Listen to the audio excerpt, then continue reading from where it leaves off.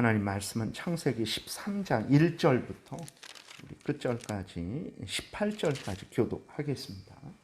창세기 13장 1절부터 18절까지 교독합니다.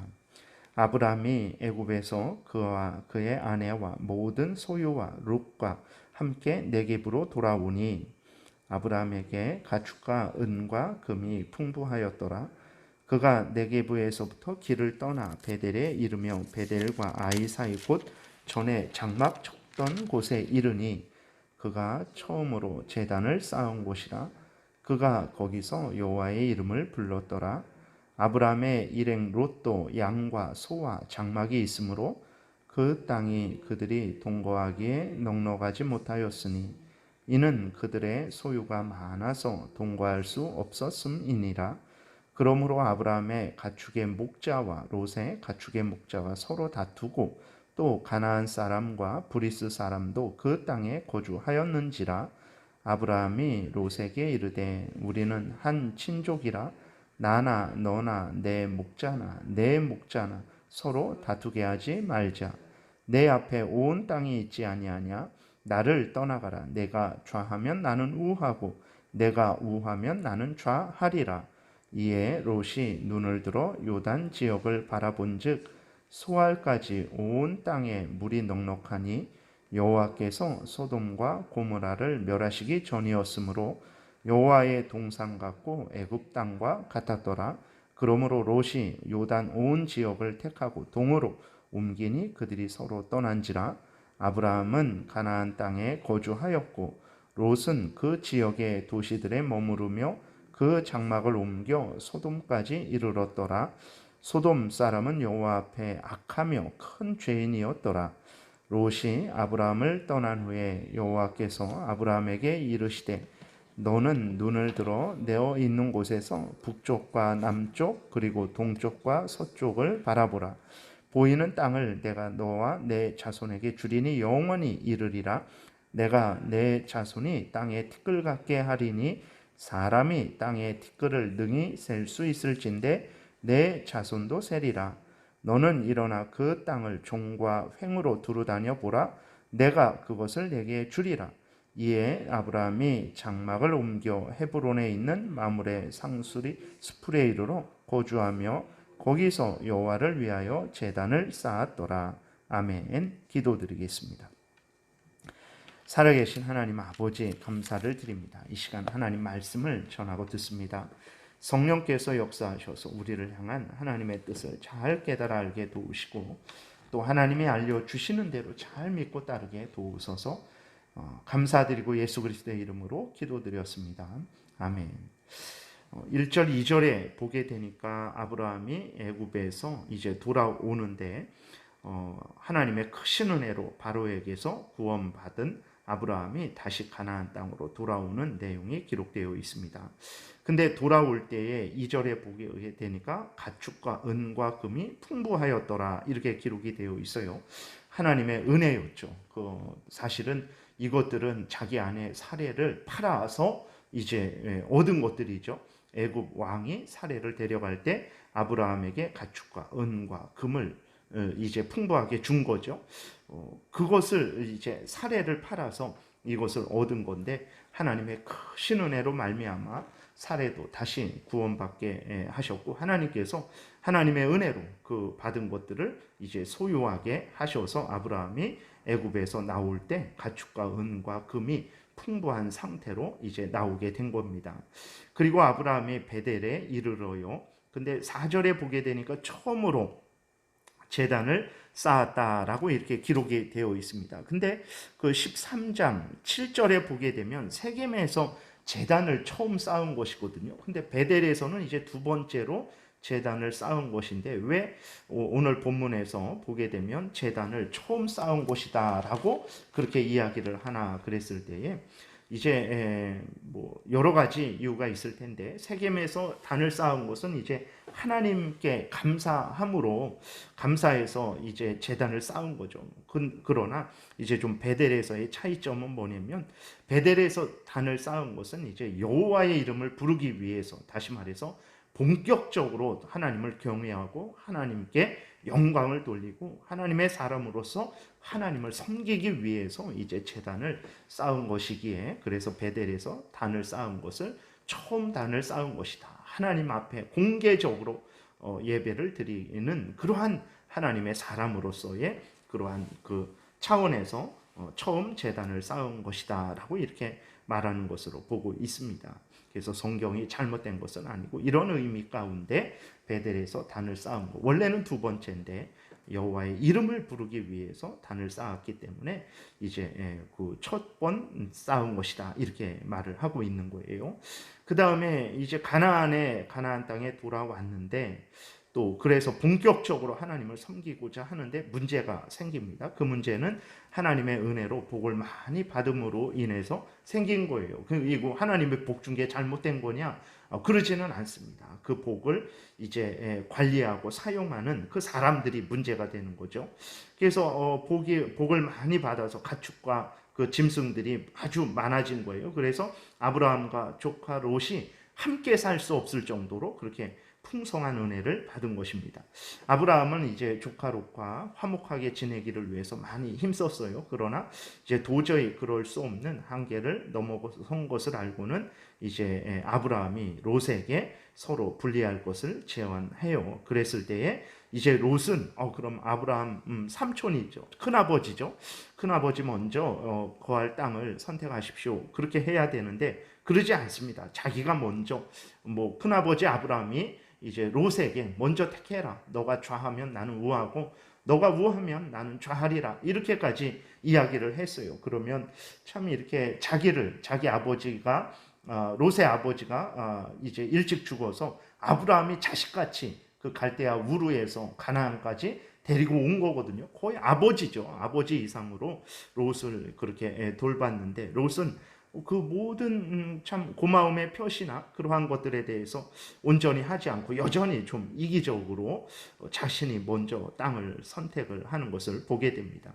근데 선택을 할 때에 무엇을 기준으로 선택을 하냐? 하나님 앞에서 어떻게 행하는 것이 내가 옳게 행하는 것인가? 하나님 말씀이 무엇을 우리에게 알려주고 있는가? 내가 하나님을 잘 섬기고 하나님 명령을 따라 살아갈 수 있는 그것을 기준으로 해서 선택을 하는 게 아니고 눈에 보기에 좋은 대로 선택을 하는 거예요. 자기 안목의 정욕을 따라서 선택을 합니다. 근데 그 눈으로 봤을 때 어디가 가장 그렇게 좋게 보였냐면 바로 소돔 땅이 가장 좋게 보였던 거예요. 10절부터 12절까지 보게 되니까 이에 롯이 눈을 들어 요단 지역을 바라본즉 소알까지 온 땅에 물이 넉넉하니 여호와께서 소돔과 고모라를 멸하시기 전이었으므로 여호와의 동산 같고 애굽 땅과 같았더라. 그러므로 롯이 요단 온 지역을 택하고 동으로 옮기니 그들이 서로 떠난지라.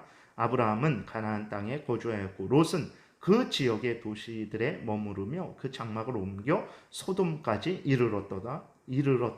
13절 소돔 사람은 여호와 앞에 악하며 큰 죄인이었더라. 이렇게 기록이 되어 있어요. 그러니까 소돔성이 아주 악해서 조금 있다가 하나님이 하늘에서 불을 내려서 그 소돔 땅을 완전히 뒤집어 엎을 정도로 아주 악한 곳입니다. 그래서 그 소문들을 들어서 알았을 거예요. 그런데도 불구하고 그 소돔 땅이 아주 눈에 보기에 살기에 좋게 보이니까 거기를 택하는 거예요. 그래서 그 이후 보게 되면 롯이 참 소돔 땅 안에 거하지도 못하고 그 성문 밖에 앉아갖고 멍하니 밖만 바라보는 그 도저히 소돔 사람들과 함께 살아갈 수 없는 거죠. 그래서 롯이 그 소돔 밖에 이렇게 앉아서 멍하니 멀리 바라보는 그러한 삶을 살아가는 것을 우리가 또 이렇게 뒷부분에서 18장에서 보게 되는 거죠.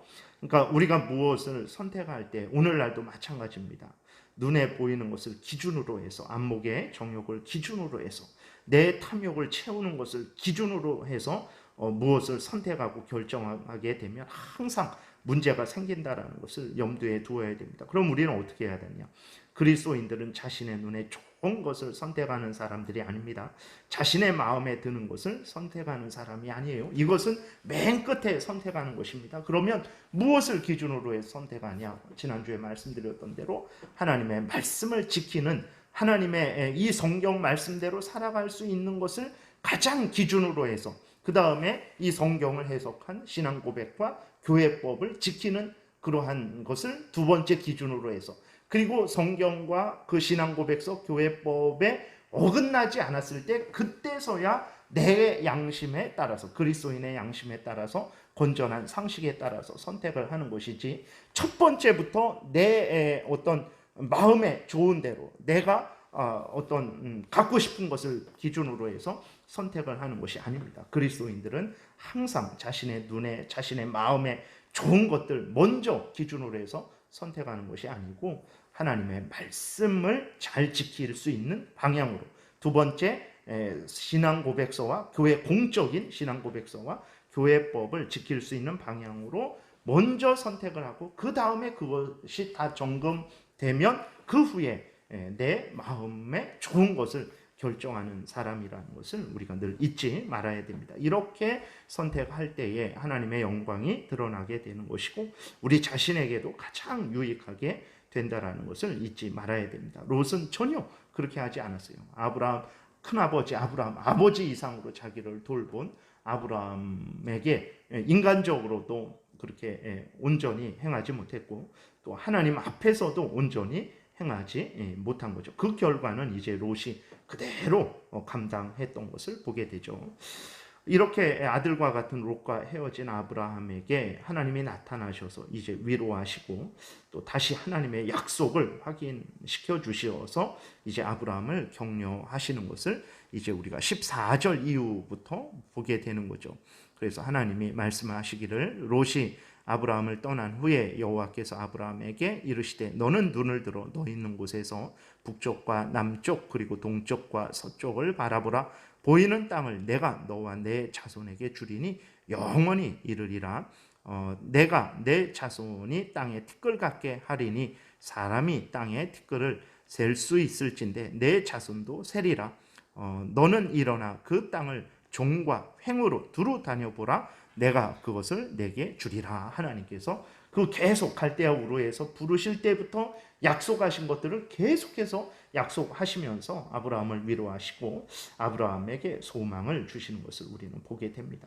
하나님을 잘 믿고 섬기면 하나님께서 끝까지 이렇게 함께 하시고 붙드시고 인도하신다라는 것을 우리가 알게 되는 거죠. 그리고 이렇게 아브라함과 롯이 헤어졌는데 여기에는 하나님의 크신 은혜의 손길이, 섭리의 손길이 있다는 것을 우리가 기억해야 됩니다. 무엇이냐 그랬을 때에 하나님은 가나안 땅을 아브라함과 그 후손에게 주신다라고 약속을 하셨죠. 근데 이 약속이 이제 아브라함과 롯이 헤어짐을 통해서 더 분명하게 되는 거예요. 정말 그렇구나. 정말 롯이 하나님 아브라함과 같이 있었다면 아브라함도 그 가나안 땅 아브라함을 롯에게 주지 않을 수는 없었을 것입니다. 그러나 정말 풍성한 그러한 은혜 가운데, 소유 가운데 헤어지게 하셔서 이제 그것이 그러한 풍성한 가운데 헤어지게 됐지만 그 결과적으로는 가나안 땅은 아브라함과 후손이 이제 상속받게 되는 그 결과를 이제 이루게 된 거죠. 그러니까 하나님의 아주 지혜롭고 능력 있는 섭리의 손길이 있었던 거예요. 그래서 오늘날도 마찬가지입니다. 우리들에게 이러한 일이 일어나고 저러한 일이 일어나기도 하죠. 그랬을 때 좋은 일만 일어나면 좋은데 슬프고 아프고 괴롭고 고통스러운 일들도 일어납니다. 그럼에도 불구하고 우리가 낙심하지 말아야 될 것은 무엇입니까? 이 모든 것들을 하나님이 사용하셔서 하나님의 뜻을 이루시기 때문에 그렇습니다. 그래서 우리는 걱정되죠. 좋은 일만 일어나야 되는데 나쁜 일이 일어날 때 걱정이 된단 말이에요. 그러나 우리가 너무 염려하지 않아도 됩니다. 하나님의 그 지혜로우신 지혜로 하나님의 전능하신 능력으로 그 모든 것들을 사용하셔서 우리에게 가장 복이 되는 길로 인도하실 것이기 때문에 그런 것이죠. 그래서 아브라함은 이러한 하나님의 힘 주심과 또 위로하심과 격려하심에 힘을 얻어서 이제 일어나서 그 가나안 땅을 종과 횡으로 이제 다녀보고 또 자기 곳으로 돌아와서 그곳에서도 어떻게 합니까? 이제 하나님께 영광을 돌리며 하나님을 위하여 단을 쌓은 것을 우리는 보게 됩니다. 이제는 아주 아브라함이 공개적으로 어느 곳을 가든지 나는 그리스도인이다. 나는 하나님을 믿는 사람이다. 라는 것을, 그 주변이 다 우상을 숭배하고 또 그 가나안 땅에 들어가면, 로마에 가면 로마법을 따르라는 것처럼 가나안 땅에 들어가면 당연히 가나안 사람들을 따라야 되는데 전혀 아브라함은 그러지 않았어요. 어디에 있든 무엇을 하건 하나님의 이름을 부르면서 하나님께 예배를 드리는 그러한 점점 성숙한 신앙인으로 이제 자라나가는 것을 우리가 보게 되죠. 우리도 모든 삶을 양식 삼아서, 계기 삼아서 하나님을 더 가까이 하고 하나님께 영광을 돌리는 그러한 신앙인으로 날마다 성장하고 성숙하기를 위해서 기도하고 애써야 되겠습니다. 기도드리겠습니다. 살아계신 하나님 아버지, 감사합니다. 하나님의 크신 은혜의 손길 가운데 아브라함이 이렇게 하나님의 약속의 성취를 누리게 되고 또 그러한 은혜를 깨달아 알고 하나님 앞에 어느 곳에 가든지 감사와 영광을 돌리며 하나님의 사람으로서 하나님을 경외한 것을 보게 됩니다. 하나님, 오늘도 우리에게 크신 은혜를 내려 주셔서 어떤 일이 일어날지라도 하나님께서 그 모든 일들을 우리에게 가장 복되게 하나님의 영광을 드러내는 그러한 수단으로 삼으실 것임을 기억하고 두려워하지 말고 낙심하지 말고 한결같이 변함없이 하나님 섬기게 도와주옵소서. 하나님, 또 주일입니다. 오고 가는 발걸음 안전하게 지켜주시고 복된 예배 드릴 수 있도록 인도하여 주옵소서. 감사드리고 예수 그리스도의 이름으로 기도드렸습니다. 아멘. 찬양하